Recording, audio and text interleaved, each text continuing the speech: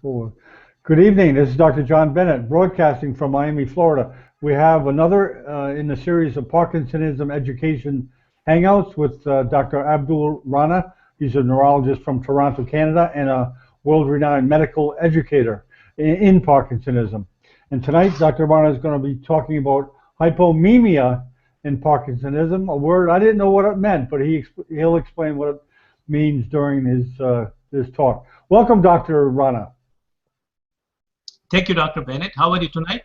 Very good, very good. And well, I feel much more fulfilled now that I know what that word means. Okay, so let me start things off with the first question. How does a reduced facial expression present in Parkinsonism? The term hypomimia is used for a reduced facial expression. So reduced facial expression in Parkinson's patients, they are usually noted by either a family member or a friend. Patients usually are not aware of them, at least initially.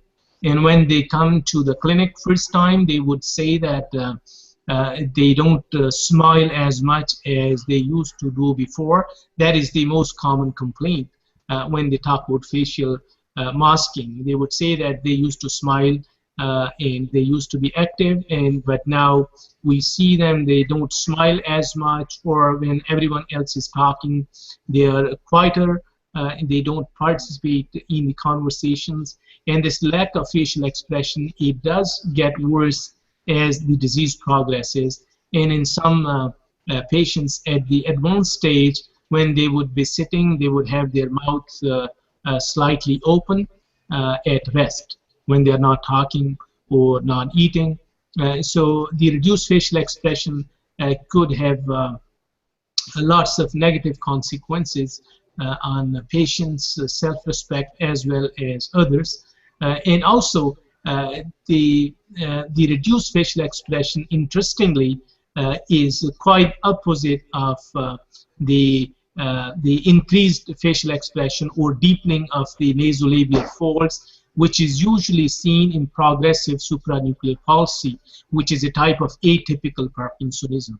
So it's quite interesting that in Parkinson's patients, idiopathic Parkinson disease, you will see patients who have reduced facial expression. They have lack of facial expression. Some people refer it to facial masking or blank face or a mask-like face or hypomimia. And on the other side, if you see a patient with atypical Parkinsonism or progressive supranuclear palsy, they would have deepening of the nasolabial folds as well as deepening of the frontal folds. So this is mostly noticed by the family members or other people, as I said. But as it becomes worse with progression of disease, then the patients themselves start becoming aware of this issue.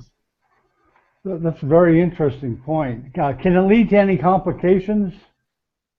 Although it seems to be a very benign sign of Parkinson's disease, and apparently it seems that it could not cause any negative consequences. But if you look into these patients and talk to them, it could cause a lot of problems. Especially these patients they don't blink their eyes as often as they should. So because of not blinking the eyes, they get the dry eyes because the lacrimal fluid starts evaporating, so their eyes start becoming dry and sticky, and they feel that they have burning of their eyes, and their eyes could be sometimes itchy. And in rare cases when they don't blink their eyes often, so they could get the ulcer of cornea, or sometimes they could get the eyelid inflammation, blepharitis, and in some patients this could cause drooling.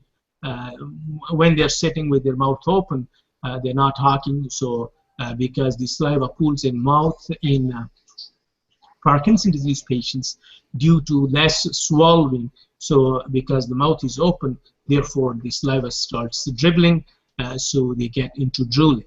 Now, due to this drooling issue, patients could have a negative image of themselves, and less self-respect, and also they start avoiding participating in gatherings or social activities. So that could lead to social withdrawal as well as depression in some cases.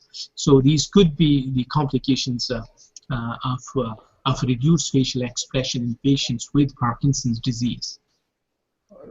That's interesting, and I guess earlier we talked about how other doctors sometimes pick up cases of Parkinsonism initially. Do you get many referrals from ophthalmologists who had a patient that came to them because of dry eyes? Usually not, because dry eyes and a lack of facial expression to that extent usually develops a bit later in the stage of Parkinson's disease. However, in some cases, it could be a presenting symptom.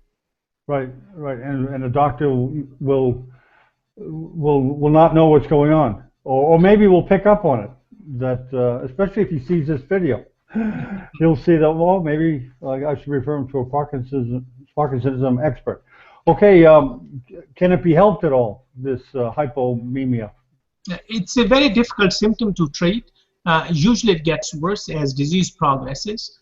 Probably with levodopa, we don't have that much experience of assessing the facial expression, especially with the dopaminergic medication. So sometime it could probably improve a bit.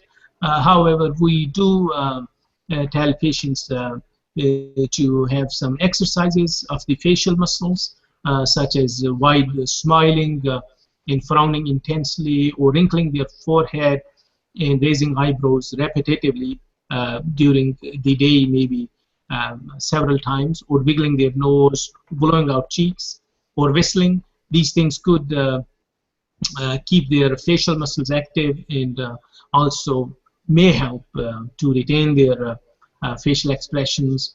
And sometimes, if patients are aware of this problem, so then they can accept it better and cope with this better.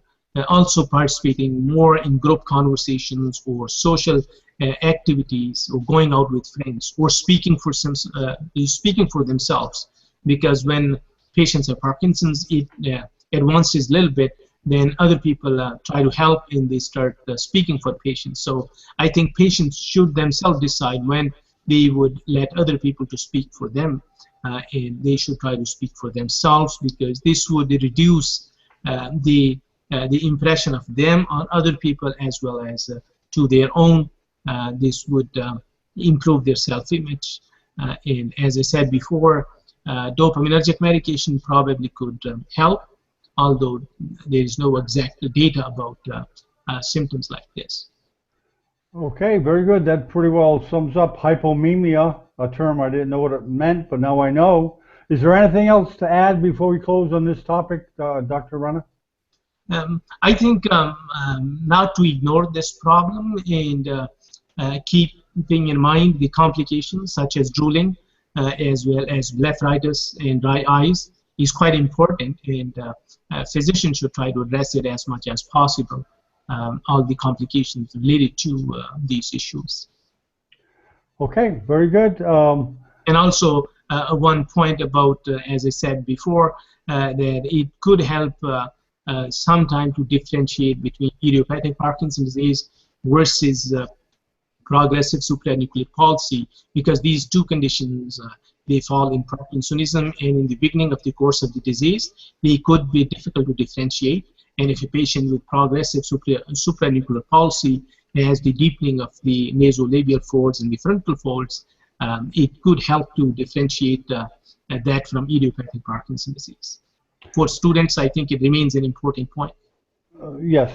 Okay, very good, doctor. Okay, thank you very much for this extensive workup or explanation of what is hypomimia and why it's important, and what it can lead to as far as complications. And thank you very much. We'll see you in the next show.